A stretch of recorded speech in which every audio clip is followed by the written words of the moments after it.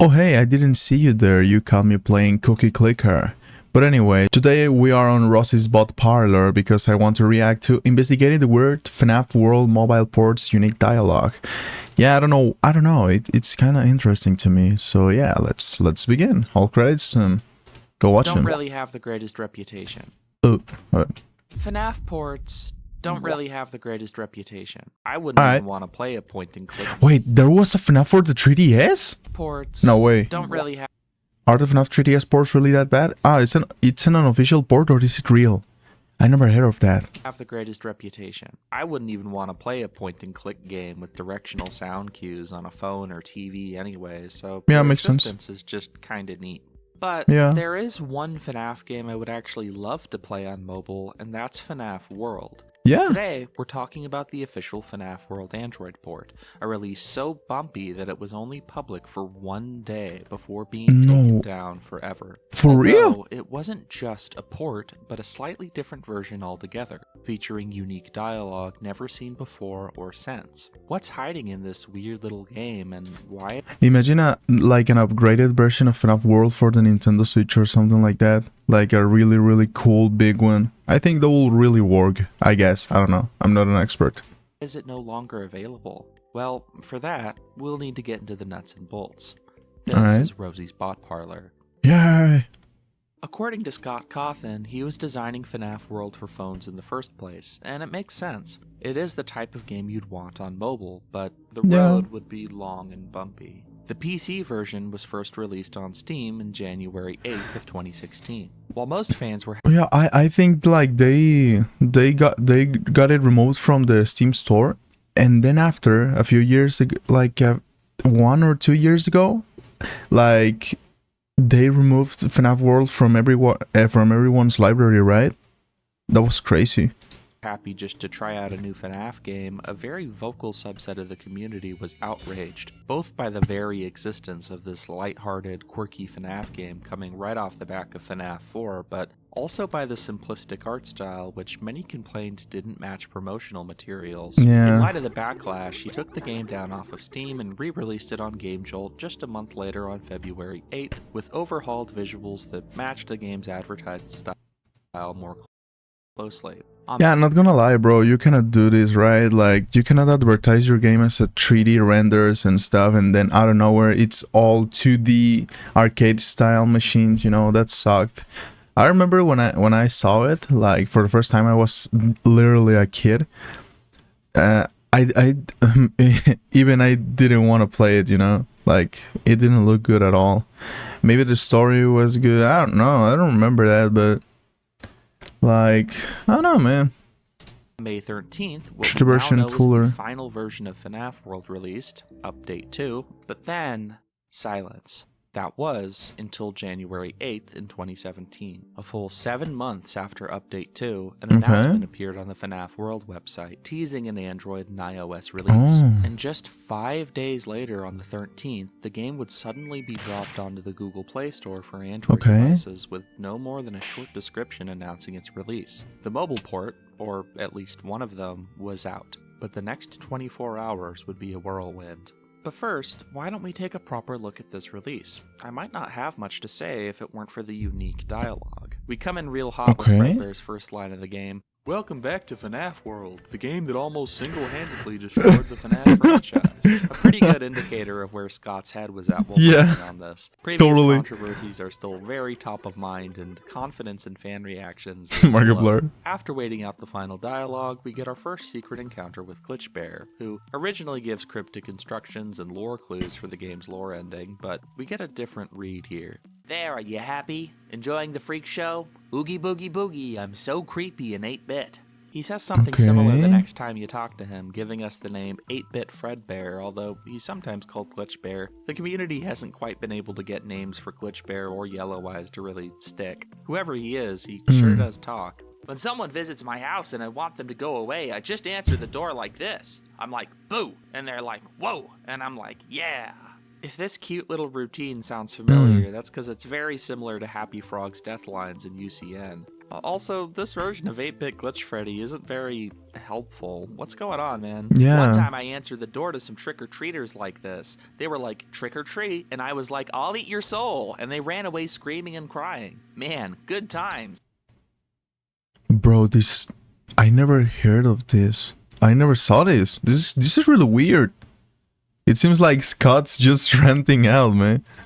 As long as we're drawing tenuous connections, I can think of one other character who's gonna eat your soul, and that's Shadow Freddy with his loading screen quote. Oh man, so much lore. I'm sure there's gonna be tons of DC. I honestly don't think this is a connection. I just straight up think this is Scott Cawthon's like how do you say, like, freeing himself from all the stress he has? What was the word? Projecting himself? I don't know, man. Details in all these dialogues. So one time I mailed myself in a box to my grandmother looking like this. I jumped out and was like, boo. Yeah, really. Fun fact. Did you know that if you took out all of a person's blood vessels and lined them up end to end in a straight line, that person would die? But what I meant... I thought he was gonna say, like, you could surround the earth like 2 times or something like that, but yeah, makes sense, not gonna lie.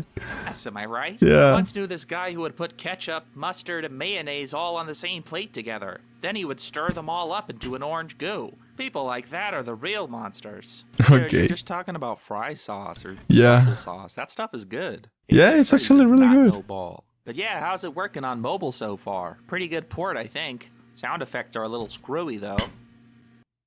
We'll get back to that. bro, Scott really tried to pull a Toby Fox right here, man. Breaking the 4th wall in the first interaction is kinda weird.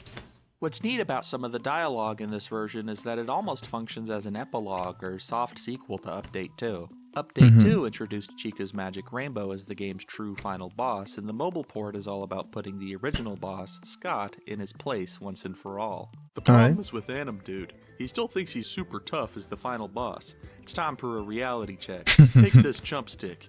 You need to find Anim Dude and hit him in the head with it. What's a chump stick? If I really had to guess, I'd say the material and make of the stick are most likely secondary to its primary function, branding anyone it touches as a chump. You're gonna have to hit me back with this chump stick if you want to reverse your chumpness. Too bad for you, I'm the one with the chump stick now.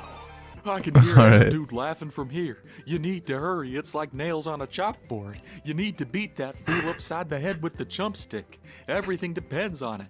I mean, he's not even the final boss anymore. He's been replaced with a rainbow. How humiliating. If you beat security, Okay. including the game on normal difficulty, the ending quote is mostly normal, but includes a line from Scott saying, "What? You have something to deliver to me? Ha ha ha. A gift for the gods? I laugh at you." So when you go back on hard mode and face off with him, you finally get your chance. Ah, yes, your gift. You may come lay it at my feet. Ouch! What did you just hit me with? A chump stick? A chump stick. Is this a joke? That makes me angrier than when people misuse an apostrophe. You only use an apostrophe in it's when you mean it is. Alright. Alright, now that's rich coming from the guy who can't use semicolons. This boss fight is one big cope. You already got hit with a chump stick. Chump man. stick. Just pack it up. Okay, alright, I get it. At least tell me that you beat me legit and didn't use one of those OP Halloween characters. I mean, I'm melting, what a world. But seriously, thanks for playing. I hope you enjoyed the port. I mean, it burns, I see a light at the end of the tunnel. Not gonna lie, Fazbear. I wonder if the fast burger down the street is hiring. Alright, not gonna lie, it might be chunky, the port version, but this is really cool. I never heard of this, once again I say, but I don't know, man, kinda cool. Down the street is hiring. When something's cool, it's cool, you can't deny it. Oh, hey, Fazburger reference. I already did a whole bit about this. Is that a fun game? Oh, hey. The game bombed, end of story. I've already put in my application at the fast burger down the street. Fast burger. FNAF fast burger location. Alright. Hey, Fazburger reference. It's a I already did Facebook whole group. bit about this in this video, so I won't belabor the point, but the clock ending reveals that Yellow Eyes is Bounce Pot, and he caused the bite of 87. Okay. That's right, mind blow. It all makes sense when you think about it. All hail Bounce Pot. And he caused the bite of 87. It's actually true. No freaking way. The following theory was confirmed later by Scott in one of the games, in one of the books, and or a reliable source, and thus shall be accepted as canon. I assure you, I am very real. Alright. Wait, what was that about screwy sound effects? Uh-oh. If goofy dialogue was the whole story with FNAF World Mobile, it might have had a better life, but unfortunately the game had some problems. A few concessions were made in order to reduce memory size and cut down on load times. Your party members' animations have multiple frames removed, making them all super fast. Meanwhile, the enemies have no idle animation at all. What's worse are the music tracks. Some have been cut entirely in favor of reusing others, and every track is shortened in length, all looping just a bit earlier, which just sounds wrong. And all of this may have been forgivable. I mean, it's a port, what do you expect? What players didn't expect were the number of bugs. Just like Glitch Bear mentioned, sound effects have a problem of playing for half a second and then cutting off. And the music cueing is almost completely broken. The overworld music... I hate when... Bro, whenever I'm making a video these days, I yawn a lot. And I don't know why. I don't know if my brain is like, dude, what? I'm like, what? My brain again is like, hey, I bet you can't yawn. And I'm like, no, I don't want to yawn. Oh, yeah, go ahead, John. Give me a big... And I'm like, man, I don't wanna. I'm making a bitter reaction right now. And my brain is like, nah, come on. It's gonna be fun. All the people hearing your microphone, how you yawn in front of them. And I'm like, dude, shut the freak up. And my brain is like, I'm gonna betray you so hard. And that's why I'm yawning right now. It's not that I'm tired. I actually slept at night, you know? Today, it's really early in the day. It's like 12 a.m. Why am I yawning so much? Is it because I'm video reacting? Reaction, what the hell is that? Is it because I'm trying? I'm making an effort to not actually yawn? Is that what's causing my yawns in the microphone? I don't know. It usually doesn't play. Sometimes other music tracks will continue playing when they shouldn't. It's so inconsistent. Some players say that attacks with large animations like Pizza Wheel and Jacko Bombs just never triggered at all. In my experience, weirdly the pizza wheels will fire with some missing and then they'll just show up again later when they feel like it. And weird whiffs like the mimic ball sometimes not repeating my attack at all, and certain attacks also just do nothing. Sometimes. Okay, that sucks. There are other small glitches I could mention, but they're the kind of things you're bound to expect even with PC FNAF World anyway, which has always been janky from the start. All of this could have been overlooked if the game could consistently run, but for many users, the game crashed during its first loading screen and wouldn't ever properly launch, and even if you got the game to start, it might just crash later. Needless to say, people were not happy. Yeah. The same day as the port's initial release, Scott took to the Steam community tab to clear the air. He writes, I told everyone that I would release a mobile version, so I did. For free, just like I said I would. That doesn't mean that I'm happy with it. The reality is that some of the mistakes made in development of this game were done very early. Fixing certain things would basically be remaking the game from scratch. Yeah. At some point, you just have to walk away and stop trying to fix it. I Scott get it. ended his post with a short note. FNAF World will be available on Google Play for a few more hours, then it will be gone for good. So grab it if you want. Okay. The timer was set, and as promised, a few hours The clock is ticking, gentlemen. Let's begin. later, the game was gone, disappearing from the Google Play Store as suddenly as it had appeared. But in a post the next day, Scott says something telling.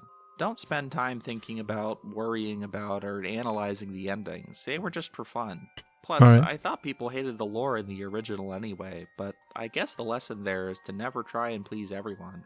And Bro, these kind of things make me realize that Scott Cawthon never had anything so 100% planned at all with FNAF.